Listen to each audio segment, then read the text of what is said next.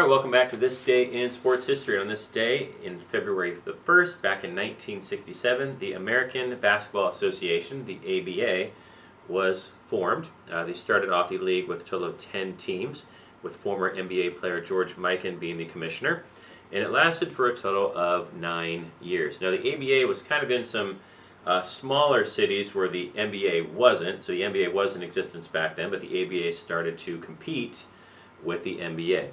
Some of the teams and locations in the United States where the ABA was located were the Spirit of St. Louis, right, which ended up eventually becoming the Charlotte Hornets in the NBA, the Kentucky Colonels, the Miami Floridians. Now, of course, there's the Miami Heat now in the NBA. The Memphis Pros.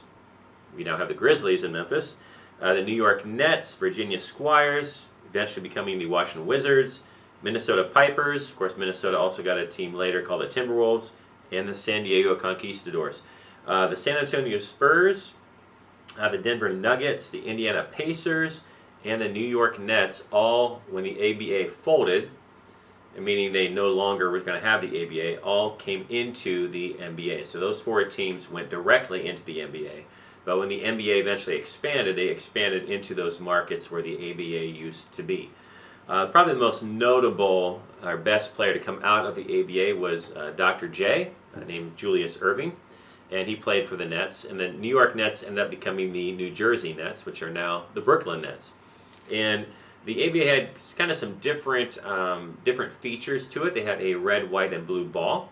They had a little bit longer of a shot clock. I think they had a 30-second shot clock for a while. And they introduced the three-pointer. So the NBA at the time did not have a three-pointer. The ABA added one, so that added a new depth to the game, made things a little bit different.